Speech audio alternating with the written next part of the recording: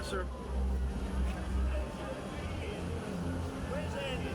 Right here. Hi, Andy. Mr. President, nice to meet you. How about this side? Welcome back to Pennsylvania. Welcome back to Pennsylvania. It was a great honor. What a crowd. Mr. President, very quickly, 2020 is coming around the corner. Can you keep Pennsylvania a red state as compared to the Democrats think they can turn it blue again? Well, I do think so. And, you know, we have, if you take a look, we have the best employment numbers in the history of the state and country, by the way. But Pennsylvania's never done this well. We brought steel back, we brought coal back, we brought so many things back.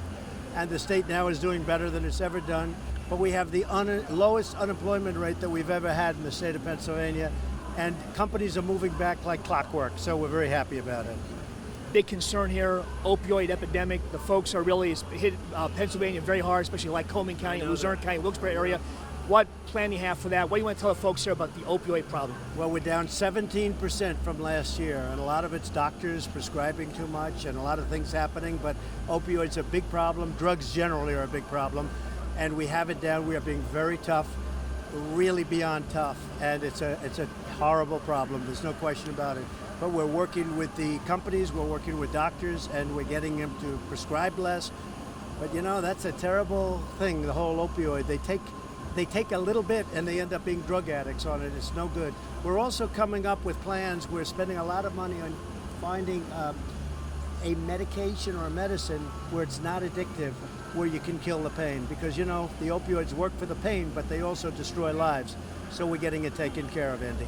Mr. President, another big issue across the Commonwealth, health care. Right. People, you know, Obamacare, they're wondering what's next. What can they expect here in Pennsylvania, again, if you're re-elected in 2020? Well, always we are going to have pre-existing conditions are going to be taken care of. We got rid of the individual mandate from Obamacare, which was the worst part of Obamacare, where you had to pay to have bad insurance, and you literally had to pay a premium of price. And we got rid of that. As you know, we voted that out. We're coming up with a great health care plan that if we win back the House, keep the Senate, keep the presidency, we're going to have fantastic health care, and the plan is coming out over the next 4 weeks. And finally, Mr. President, immigration. Your Congressman Lou Barletta actually won his seat in Congress on that one of those big issue. What can people in Pennsylvania expect about immigration? Will there be a wall? You said the wall is being built. And what can they expect as far as resolving that long problem of illegal immigration? We're building massive amounts of wall right now. By the end of next year, we're going to have probably close to 500 miles of wall. That's going to stop a lot of the problem that we have. We're working with the Democrats, but they seem to want open borders. It's crazy. They want open borders. They want these people to flood in. It means crimes and problems. But we are literally apprehending 40, 50, 60,000 people a month, even more. It's a big problem. When we have the wall up, the problem will cease to a large extent. If the Democrats wanted to play the game fairly and right, in 15 minutes we could have it solved, but they refuse to vote for it. So they're really for open borders. They're really for crime, because that means crime. But we're stopping a lot of people, and we're stopping all of the bad ones. And the ones that get through ultimately are going out. Mr. President, one last question if I can. Trump digs coal. The signs are all over Pennsylvania, Virginia. What can you tell those in the coal mining industry moving forward? Well, the coal mining industry is really starting to go. You know, it was out of business with the Democrats. You know that. They had it restricted, out of business. Now it's really starting to go in a very positive direction. Big numbers are coming out. Foreign countries like Vietnam and other countries are buying our coal in record amounts, and whether it's West Virginia or Pennsylvania, a lot of other places, we're selling a lot of coal. I intend that the coal industry will be, and I call it clean coal, because you can do it. Clean coal is really heading back in the right direction, and you see it. Miners are going back to work that never thought they'd see that job again. I actually told them at the very beginning, are you looking for other jobs? They said, sir, we really want, this is before I won, they said, sir, we really want to have coal. That's what we want to do. We want to dig coal. They have the signs, dig coal.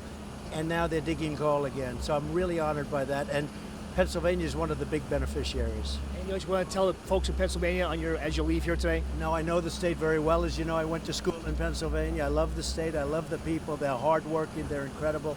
They put up with so much. When all the companies left, these corporations, these giant corporations left, they took away the jobs. They took away the wealth. Here's the good news. They're all coming back. They're all coming back. You see it happen. Thank you very much. Thank you, Andy. You take care of yourself. What's your next stop? Back to Russia. Yes, sir. So we're going to have a good time.